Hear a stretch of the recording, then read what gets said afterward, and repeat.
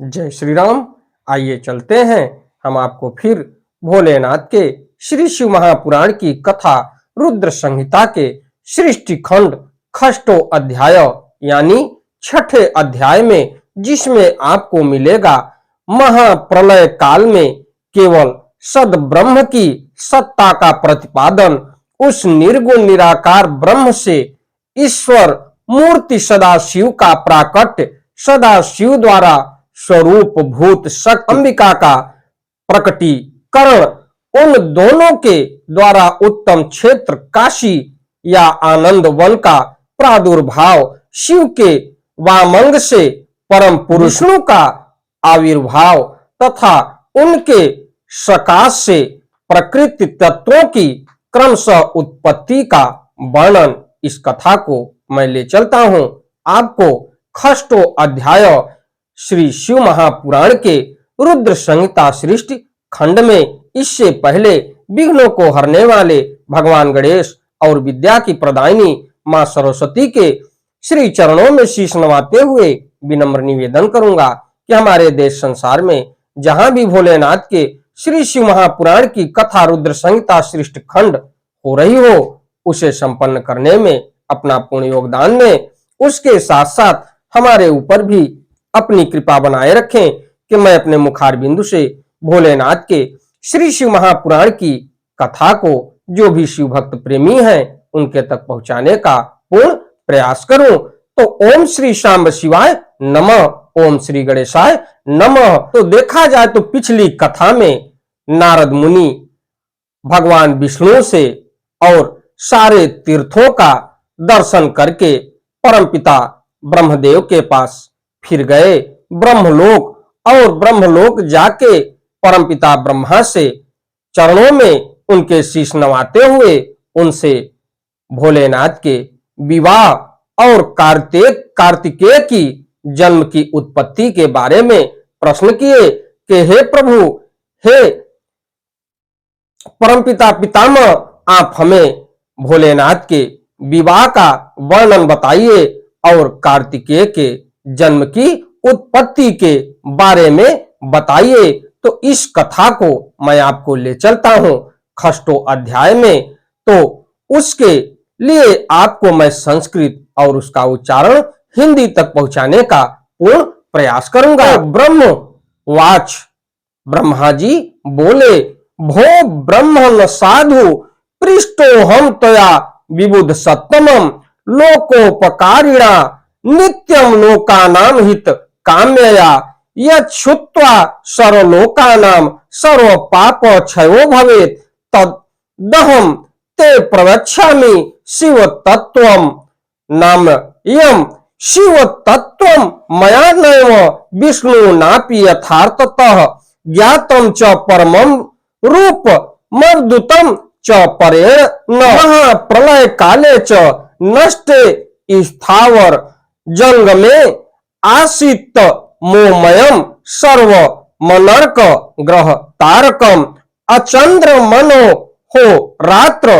मनज्ञ नील भूजलम अप्रधानम बिच्छू मन्य तेजो विवर्जितम अष्टस्त्वा दिरिहितम शब्द स्पर्श समुज्झितम अव्यक्त्वा गंधरूपम च रसत्यक्त मदि गम्मुखम इत्यं सत्यंध तमसे सूचि भेदे निरंतरे तद ब्रह्मोति यच्छुत्वा सदेकम प्रतिपद्धते इति दृशम यदा न सिद्धत्व सदात्मकम योगिनो हर्ति ताके काशे यत पश्यन्ति निरंतरम।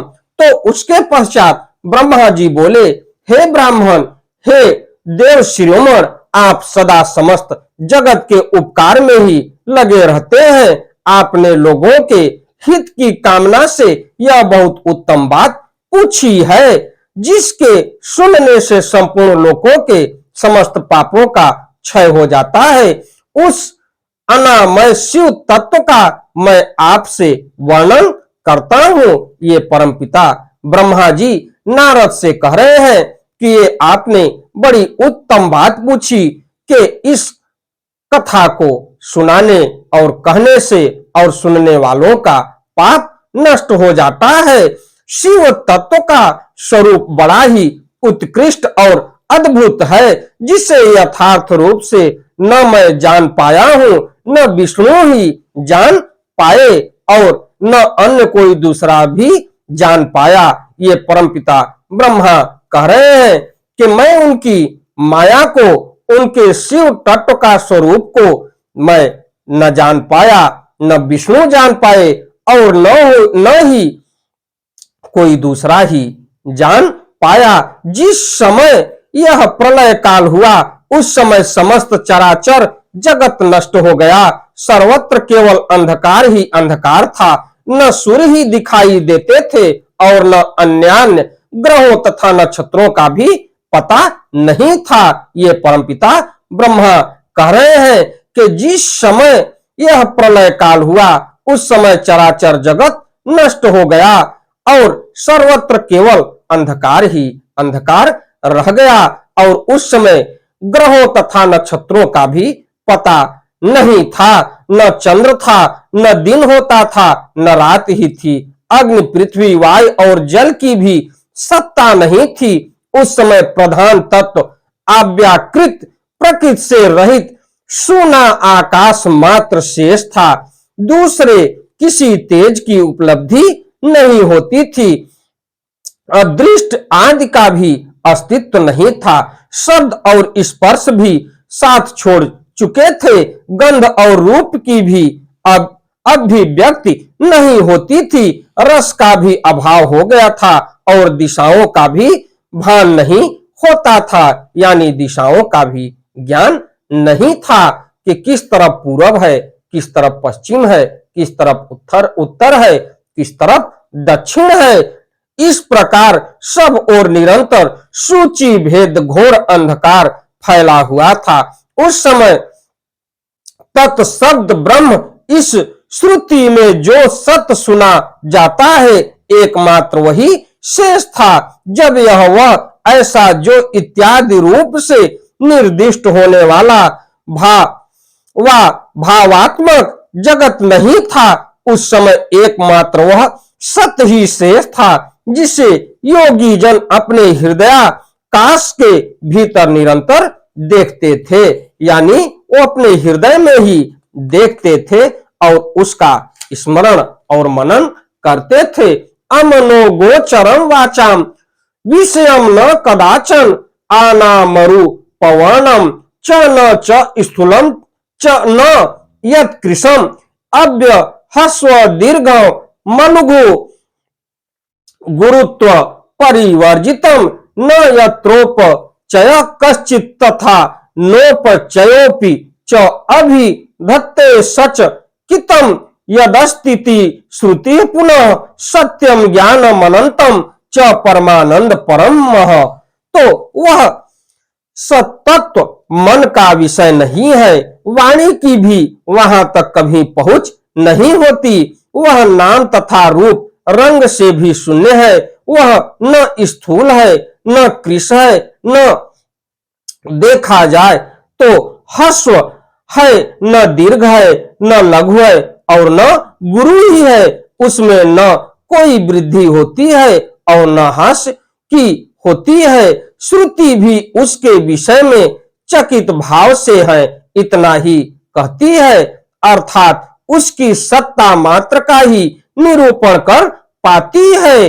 तो अभिधत्त सच कितम यद स्थिते श्रुति पुनः सत्यम ज्ञानम अनंतम च परमानंदम परम। अप्रमेय मनाधार मविकार म नाकृति निर्गुणम योगी गम्यम च सर्व व्याप्य के कारकम निर्विकल्पम निरारंभम निर्मायम निरुपद्रवम अद्वितीय मनाधंत मम विकासम चिदात्मकम। तो यस्येथम सविकल्पन्ते संज्ञा संज्ञोक्ति तस्म वै कियता चैव कालेन द्वितीयेच्छा भव तिकिल। तो उसके पश्चात देने में असमर्थ हो जाती थी। वह सत्य ज्ञान रूप अनंत परमानंदमय परम ज्योति स्वरूप अप्रमेय आधार रहित निर्विकार निराकार निर्गुण योगी गम्य सर्वव्यापी सबका एकमात्र कारण निर्विकल्प निरारंभ माया शून्य उपद्रव रहित अद्वितीय अनादि अनंत संकोच विकास से शून्य तथा चिन्मय है, जिस पर ब्रह्म के विषय में ज्ञान और अज्ञान से पूर्ण उक्तियों द्वारा इस प्रकार ऊपर बताए अनुसार विकल्प किए जाते हैं, उसने कुछ काल के बाद सृष्टि का समय आने पर द्वितीय होने की इच्छा प्रकट की, उसके भीतर एक से अनेक होने का संकल्प उदित हुआ। यस्येत्थं संविकल्पन्ते संज्ञा संज्ञोक्तितः स्म वै कियता चैव कालेन द्वितीयेच्छा भव किल अब मूर्तेन स्वमूर्तिश्च तेना कल्पी स्वलीलया स्वशरण गुणोपेता सर्वज्ञानमयी शुभा सर्वज्ञा सर्वरूपा च सर्वदृश्य सर्वकारिणी सर्वैकवंधा सर्वधा सर्वदा सर्वसंस्कृत कृति परिकल्पेति ता मूर्ति महेश्वरीं शुद्ध रूपिणी अद्वितीय मनाधान्तम सर्वाभासम चिदात्मकम अंतर्ददे पराख्यम यद ब्रह्म सर्व गमव्ययम अमूर्तिम यद पराख्यम वै तस्य मूर्ति सदाशिवार्चीना पराचीना ईश्वरम तम जबुर्बुधा शक्तिस्त दैक लेनापि स्वरम विहरता तनु स्विग्रह हस्तस्त्रम सृष्टा स्व शरीर नापानी ना पाइनी प्रधानम प्रकृतं ताम च मायाम गुणवतीम पराम बुद्धि तत्वस्य जननी मारहु विकृति वर्जिताम। तो उसके पश्चात देखा जाए तो तब उस निराकार परमात्मा ने अपनी लीला शक्ति से अपने लिए मूर्ति आकार की कल्पना की। वह मूर्ति संपूर्ण ऐश्वर्य गुणों से संपन्न सर्वज्ञानमयी शुभ स्वरूपा सर्वव्यापिनी सर्वरूपा सर्वदर्शिनी सर्वकारिणी सबकी एकमात्र वंदनीय सर्वधा सब कुछ देने वाली और संपूर्ण संस्कृतियों का केंद्र थी। उस शुद्ध रूपिणी ईश्वर मूर्ति की कल्पना करके वह अद्वितीय अनादि अनंत सर्व प्रकाश चिन्मय सर्वव्यापी और अविनाशी पर ब्रह्म अंतर्निहित हो गया। जो मूर्ति रहित पर ब्रह्म है उसी की मूर्ति चिन्मय आकार भगवान सदाशिव है। अवार्चनीय और प्राचीन विद्वान उन्हीं को ईश्वर कहते हैं। उस समय एकाकी रहकर स्वेच्छानुसार विहार करने वाले उन सदाशिव ने अपने विग्रह से स्वयं ही एक स्वरूप भूता शक्ति की सृष्टि की, जो उनके अपने श्री अंग से कभी अलग होने वाली नहीं थी। उस पराशक्ति को प्रधान प्रकृति गुणवती माया बुद्धि तत्व की जननी तथा विकार रहित बताई गई है। वह शक्ति अंबिका कही गई है। उसी को प्रकृति सर्वेश्वरी त्रिदेव जननी नित्या और मूल कारण भी कहते हैं। इसी के साथ मैं अपनी वाणी को विराम देते हुए, हमारी कथा आपको अच्छी लगे तो वीडियो को लाइक करिए, शेयर करिए, चैनल को सब्सक्राइब करिए, बेल आइकन दबाना न भूलिए, जिससे हमारी कोई भी महत्वपूर्ण धार्मिक वीडियो आप तक शीघ्र पहुंचे। आपका दिन मंगलमय हो। एक बार चलते चलते प्रेम से बोलिए ओम नमः शिवाय, ओम नमः शिवाय, ओम नमः शिवाय, ओम नमः शिवाय, ओम नमः शिवाय। धन्यवाद।